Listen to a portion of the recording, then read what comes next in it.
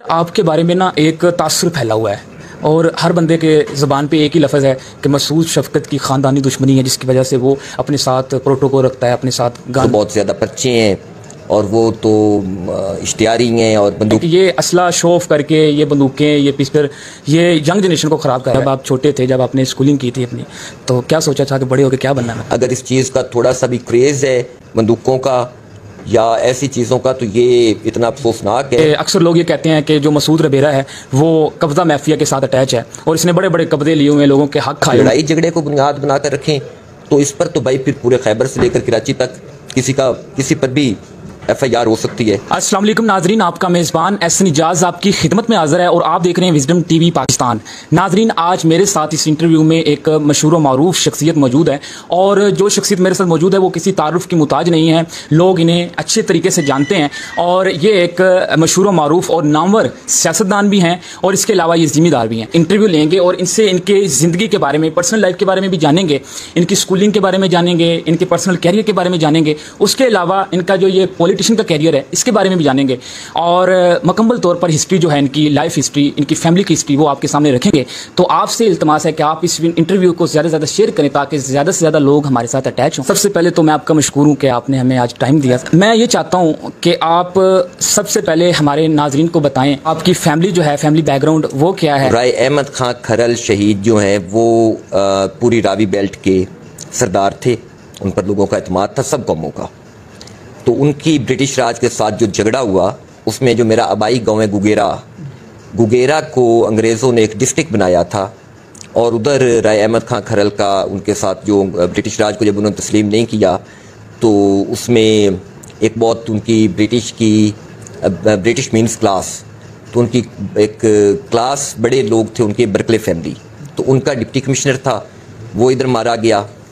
और उसके बाद पूरा जो इलाका है ननकाना साहब से लेकर कमालिया तक, दरिया रावी की बेल्ट के राइट भी और लेफ़्ट भी, ये सारे के सारे लोग राय अहमद खां खरल की साथ में उस जंग में शामिल थे, जंग आज़ादी में शामिल थे। चूँकि अंग्रेज़ की ताकत इतनी बड़ी थी, राय साहब शहीद हो गए, बाकी लोग बहुत बड़ी शहादतें हुई और उसके बाद पूरे इस इलाके में से कोई बंदा, कोई फ़र्द अंग्रेज़ के पास नहीं था कि वो जिन पर वो एतमाद कर सके। तो एक अकेला फ़र्द था, उनका नाम था जीवे खान।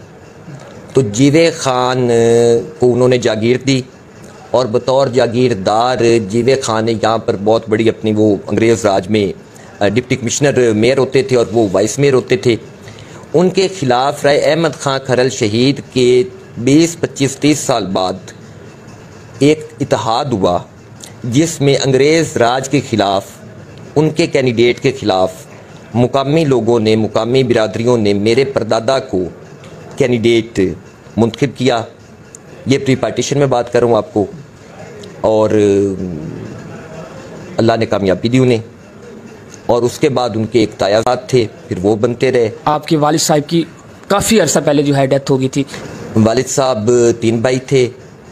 बड़े भाई चोरी गुलाम अब्बास थे जिनके साहबजादे नदीम अब्बास और ये गुलाम रज़ा है मेरे भाई दोनों, और एक अल्लाह के फजल से नेशनल असेंबली में है और एक प्रोविंशियल में। ये अलहदा बात है कि वो नून में, और चचा मेरे जो थे वो जवानी में ही फौत हो गए, तो उनकी कोई औलाद नहीं है। तो अभी हम 2 भाइयों की औलाद हैं, वालिद साहब ताया। शुरू से यही इंटेंशन आपकी थी कि मैंने पॉलिटिशियन में जाना है, कोई कैरियर और नहीं आपने चूज़ करना था? मतलब जब आप छोटे थे, जब आपने स्कूलिंग की थी अपनी, तो क्या सोचा था कि बड़े होकर क्या बनना है मैंने? सबसे भाई आपको पता है कि जो एज होती है ना टीन एज, तो टीन एज किसी भी शख्स के लिए बहुत नाजुक होती है और अगर इस स्टेज पर वालिद साहब का साया सर से उठ जाए तो एक जो निज़ाम आपके घर का चल रहा होता है वो सारे का सारा बदल जाता है, ज़िंदगी का धारा बदल जाता है। अगर वालिद साहब, जब मेरे वालिद साहब ने वफ़ात पाई है, अल्लाह की रहमत से मिले हैं, तब मैं 14 साल का था, 15 साल का था, और अगर मुझे कोई 10 साल उनके और उनके साए में अपना वक़्त मिल जाता तो यकीनन मेरा कुछ और रास्ता होता, शायद सियासत ना होता। आपका कैरियर क्या है एजुकेशन का? मेरी भाई बेसिक स्कूलिंग जो है वो प्राइमरीज तो मैंने उकाड़ा कैंट से की है। उसके बाद मेरी बेसिक स्कूलिंग जो है वो आप समझ लें कि लॉरेंस कॉलेज से हुई है, और बाकी मैंने जो लास्ट डिग्री ली है FA की वो प्राइवेट ली है। पॉलिटिशियन में आपने कब कदम रखा था? पॉलिटिक्स से भाई हमारे पास आप समझ सकते हैं कि पॉलिटिक्स से हमारे पास मतलब होता है कि अपने दोस्तों भाइयों के साथ उनकी खिदमत के लिए हाजिर होना, और वो चूँकि पहले दिन से घरों में ये निज़ाम देखते हैं तो उस निज़ाम के तहत ही बस वो वक्त के साथ साथ चलते रहे। और वालिद साहब के बाद जब मेरी उम्र पूरी हुई है तो सारे इलाके ने और सारे दोस्तों ने इस हद तक मेहरबानी की कि मुझे तो बआसानी उन्होंने अपनी नुमाइंदगी का हक दिया, इसके लिए मैं बहुत शुक्रगुजार हूँ उनका। अच्छा सर, जैसे आपको पता है कि हर फील्ड में अगर कोई बंदा मशहूर हो जाता है तो उसके जहाँ पे चाहने वाले होते हैं वहाँ पे कुछ लोग ऐसे भी होते हैं जो तनकीद का निशाना बनाते हैं। तो जो आपके नाकदीन हैं वो ये कहते हैं कि ये असला शोफ करके ये बंदूकें, ये पिस्टल, ये यंग जनरेशन को ख़राब कर रहा है। तो इसके पीछे सर क्या मकसद है आपका? हुकूमत पाकिस्तान के लाइसेंस है और किसी एक फ़र्द के पास नहीं है। 10 लाख लाइसेंस हुकूमत पाकिस्तान ने दिए हैं और यकीनी तौर पर जो भी गवर्नमेंट ऑफ पाकिस्तान से लाइसेंस लेता है वो सेल्फ़ डिफेंस के लिए ही लेता है। तो मैं इसमें आपको एक मज़े की बात बताता हूँ कि 2011 में चेयरमैन इमरान खान साहब हमारे पास इधर घर तशरीफ़ लाए, तब मैं पाकिस्तान तहरीक इंसाफ में शमूलियत कर रहा था। तो जिस दिन उन्होंने आना था उससे एक दिन पहले कुछ नाकदीन, जिन्हें आप नाकदीन कह रहे हैं, वो कुछ दोस्त नाकदीन जो हैं वो इमरान खान साहब के पास बनी गाला पहुँचे और उन्होंने मेरे बारे में ये उन्हें कहा जी कि उन पर तो बहुत ज़्यादा पर्चे हैं और वो तो इश्तिहारी हैं और बंदूकें और जो कुछ ही आप जनरली सुनते हैं। तो मुझे बनी गाला से कॉल आ गई और उन्होंने कहा जी कि चेयरमैन साहब तो सेकंड थॉट में आ गए हैं कि आना चाहिए नहीं आना चाहिए, तो ये आपके नाकदीन ने आपके बारे में ये बात की है। तो अल्हम्दुलिल्लाह मैंने उन्हें ये कहा कि ये शर्त नहीं कि कोई मेरे मुंह के ऊपर ये बात साबित करे, बल्कि हमारी कमर पर पीठ पीछे भी अगर कोई इंसान ये इल्ज़ाम लगा दे कि ये इखलाकी जराइम में मुलव्वस है तो चेयरमैन साहब बिल्कुल यहाँ पर ना आए। इखलाकी जराइम को अगर आप समझते हो तो वो है जिसमें किसी फ़र्द की भी जान, माल, इज़्ज़त को नुकसान पहुँचाना अपने किसी ज़ाती मुफाद के लिए। अब अगर आप लड़ाई झगड़े को बुनियाद बना कर रखें तो इस पर तो भाई फिर पूरे खैबर से लेकर कराची तक किसी पर भी FIR हो सकती है। आपके बारे में ना एक तासुर फैला हुआ है और हर बंदे के ज़बान पे एक ही लफ्ज़ है कि मसूद शफ़क़त की ख़ानदानी दुश्मनी है जिसकी वजह से वो अपने साथ प्रोटोकॉल रखता है। तो क्या आपकी कोई ऐसी कोई दुश्मनी है आपकी किसी के साथ? भाई अल्हम्दुलिल्लाह मेरी ऐसी कोई विरासती दुश्मनी नहीं है कि जो मेरे वालिद साहब की वजह से खुदा न खास्ता मुझे मिली हो। और अगर कोई राइफ़ल है या बंदूक है तो ये सेल्फ़ डिफेंस के लिए है। और अगर अल्लाह करे कि हुकूमत पाकिस्तान अपने शहरियों को, क्योंकि यहाँ पर तो आप देख सकते हैं कि स्कूल के बच्चों को भी उनके भी स्कूल बैग्स चेक हो रहे हैं और स्कूल के बाहर भी उन्होंने कहा दिया जी कि स्कूल वाले भी खुद सिक्योरिटी रखें, दुकानों वाले भी खुद सिक्योरिटी रखें। तो जब तक स्टेट जिम्मेदारी नहीं ले लेती आपकी सिक्योरिटी की तब तक स्टेट ने आपको लाइसेंस देने हैं और सेल्फ़ डिफेंस आपका राइट है।